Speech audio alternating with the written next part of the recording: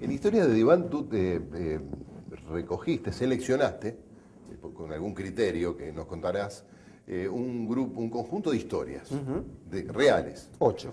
Ocho concretamente, sí, de tus pacientes. Yo tengo la impresión de que el psicoanalista, uno va y le cuenta la historia de uno, que es la historia más original del mundo, no tanto como que es la tuya. Incluso en los medios te encontrás con tipos que están muy chalados que te dicen, la historia de mi vida es para hacer una película, y cuando te la cuentas es la cosa más pedestre del mundo, ¿no? ¿No se aburren de escuchar siempre la misma historia? Porque vamos a entendernos, ¿no? Como decía Sabina, las historias de pareja los finales son los mismos repetidos, ¿no?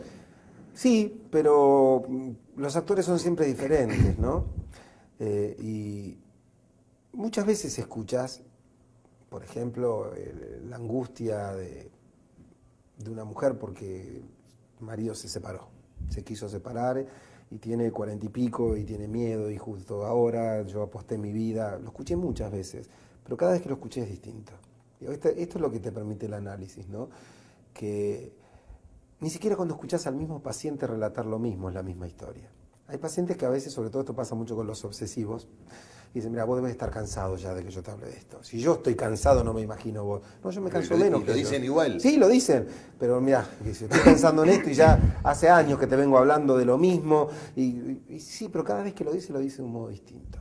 Claro, pero esas historias que tú elegiste, ¿cuáles fueron hay algún ingrediente común o cuáles fueron los criterios o el criterio que te guiaron para decir, me quedo con esta? Porque alguien puede decir la complejidad, la sordidez o la trama intensamente psicoanalítica. No, mira, algunas son más psicoanalíticas que otras. Por ejemplo, las historias de palabras cruzadas, el segundo libro, son mucho más psicoanalíticas que las del primero. Un libro que yo quiero mucho, Palabras Cruzadas. Y decía en la charla en Montevideo, me vino la imagen de que es como el hijo del medio, ¿no? Quedó como opacada por el furor de historias al principio y por el furor de los padecientes, las novelas después. Claro, además de los padecientes es una obra de ficción. Sí, pero quedó como escondido ahí, cuando es un libro que yo posté muchísimo, porque no es igual que historias, es distinto, está escrito con otra técnica, es más analítico. Pero te diría que los criterios de selección fueron tres. En primer lugar, que el paciente no le generara ningún problema que yo escribiera sobre su historia. O sea, no a todos los pacientes vos podés proponerle esto. En segundo lugar... Problemas psíquicos. Sí, claro, claro, emocionales, que no desestabilizara al paciente, que no le pudiera traer algún tipo de conflicto, verse reflejado, o que vos llames la atención.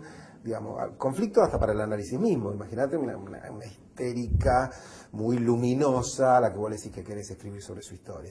Mi analista quiere escribir sobre mi vida. Ya está, listo, la perdiste como paciente. No es bueno para esa paciente que vos también la pongas en el centro, ¿sí? Entonces tenés que elegir bien el paciente. Dos, que tuvieran algunas temáticas, digamos, diferentes, y que todas, creyera yo, que pudieran generar algún tipo de interés en los lectores, porque el libro también se escribe para que sea leído, ¿no? Claro. Y tres, esto que te decía que a mí me moviera algo a escribir esas historias, que me haya pasado algo a mí como analista, digamos, que hubiera tenido que enfrentar algún desafío extra. ¿Te pasan cosas como analista? Uf, todo el tiempo. ¿Por ejemplo? Bueno, por ejemplo, cuando, en el caso Majo del primer libro, o sea, cuando yo tengo una chiquita de 21 años que me viene y me dice que tiene un cáncer y que se está muriendo. Bueno, no se pasa por eso de un modo indemne. O sea, que yo la haya analizado hasta el último de sus días sin jamás jugar mi lástima o mi sensación de frustración o mi enojo. ¿Pero lo sentías? Por lo que le pasa. Pero claro, ¿cómo no iba a sentir enojo?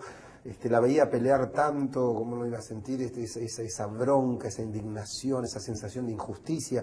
Pero no estaba allí para eso yo. Estaba para otra cosa, y hasta el último día de su análisis trabajamos con lo que a ella le preocupaba. No nos centramos, no focalizamos en su enfermedad física, porque ella no lo decidió así, ella quiso seguir trabajando otros temas. Entonces fue muy, muy fuerte para mí. Bueno, por eso fui... ¿Decidió seguir trabajando sabiendo que se moría? ¿Trabajando sí, yo creo que ella se dio cuenta muy cerca de la muerte. O sea, porque hasta el último momento nunca negó su enfermedad, pero siempre creyó que iba a poder vencerla, siempre apostó todo y siempre puso todo. Entonces, me parece que ella decidió vivir porque, además lo que me dijo era eso, ¿no? Que ella no iba a intentar poder vencer esto, pero que lo que no quería era un enorme duelo. O sea, que su vida iba a durar hasta lo que durara, pero que ella la quería vivir.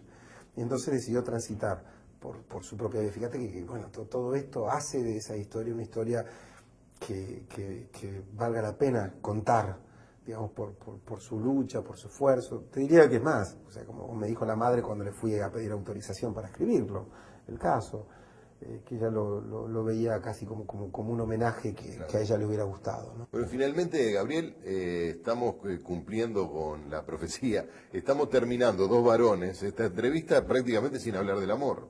Borges decía que todo autor siempre hablaba de sí mismo. Nada más que algunos decían, yo me llamo Jorge Luis Borges y nací en Buenos Aires, y otros decían, había una vez en la China un rey. Pero que los dos hablan de sí mismos, ¿no? Y en este sentido, yo digo algo parecido. No importa de lo que hablemos, siempre estamos hablando del amor o de la muerte.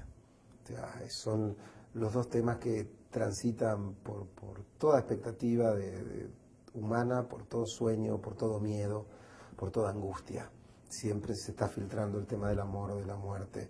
Así que yo creo que es imposible hablar sin hablar del amor. Bueno, porque por allí aparecen los problemas vinculados al amor, tú lo planteas en el libro, los mandatos que tenemos con relación al amor de pareja, ¿no? Sí, Fundamentalmente, esa idea de que el amor todo lo soporta, todo lo perdona, eso es un mandato bíblico, ¿no? Uh-huh. Pero que el amor hace que las personas sean fieles y que se banquen cualquier cosa, y después vienen los problemas de pareja, ¿no? Sí, claro, porque fíjate que esto de pensar al amor como un ente abstracto casi es un animismo.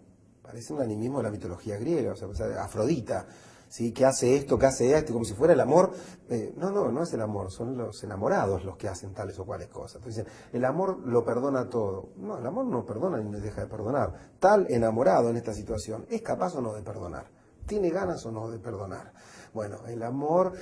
No, mentira. El amor no hace nada. El amor es un concepto abstracto para referirse a una emoción que viven las personas.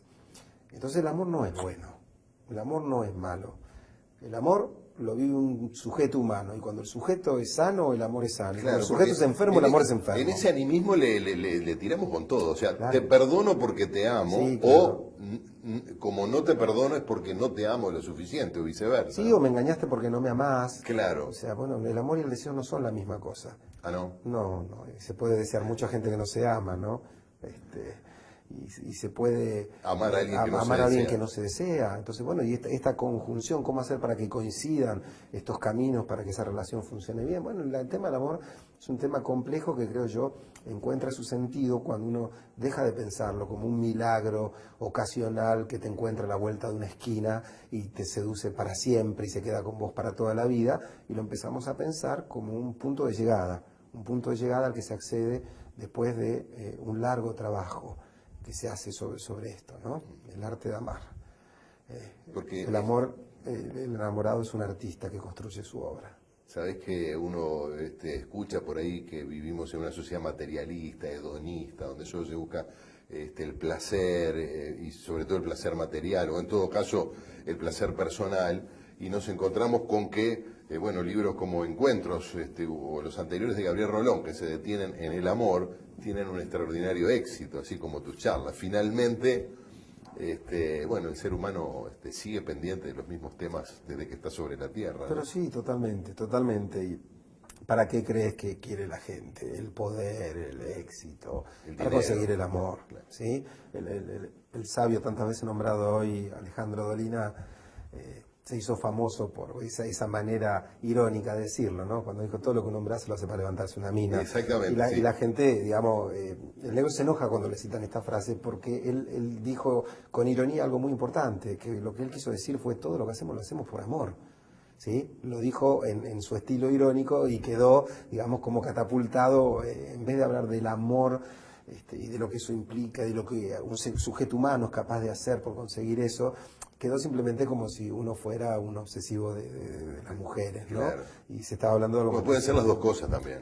Se pueden ser las dos cosas, ¿por qué no? Uno puede caminar y mascar chicle al mismo tiempo. Gabriel, ha sido un gusto conversar contigo. Gracias por acompañarnos. Gracias.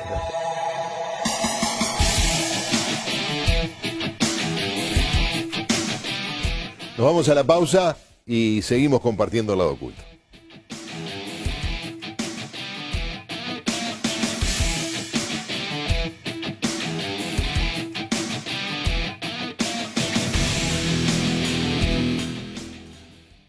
En Historia de Diván tú recogiste, seleccionaste, con algún criterio que nos contarás, un conjunto de historias reales. 8.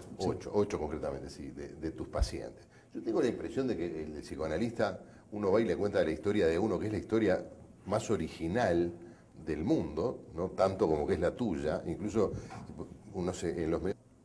Por ejemplo, la angustia de una mujer porque el marido se separó, se quiso separar y tiene 40 y pico y tiene miedo y justo ahora yo aposté mi vida, lo escuché muchas veces, pero cada vez que lo escuché es distinto. Esto es lo que te permite el análisis, ¿no? Que ni siquiera cuando escuchás al mismo paciente relatar lo mismo es la misma historia. Hay pacientes que... O el criterio que te guiaron para decir, me quedo con esta. Porque alguien puede decir la complejidad, la sordidez o la trama intensamente psicoanalítica. No, mira, algunas son más psicoanalíticas que otras. Por ejemplo, las historias de palabras cruzadas, el segundo libro, son mucho más psicoanalíticas que las del primero. Un libro que yo quiero mucho, Palabras Cruzadas. A veces, sobre todo, esto pasa mucho con los obsesivos.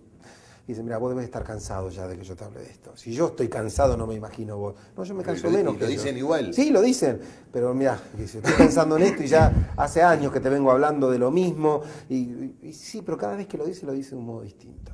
Claro, pero esas historias que tú elegiste, ¿cuáles fueron hay algún ingrediente común? ¿O cuáles fueron los criterios? Yo te encontrás con tipo que estás muy chalado que te dice, la historia de mi vida es para hacer una película, y cuando te la cuentas es la cosa más pedestre del mundo, ¿no? ¿No se aburren de escuchar siempre la misma historia? Porque vamos a entendernos, ¿no? Como decía Sabina, las historias de pareja los finales son los mismos repetidos, ¿no? Sí, pero los actores son siempre diferentes, ¿no? Y muchas veces escuchas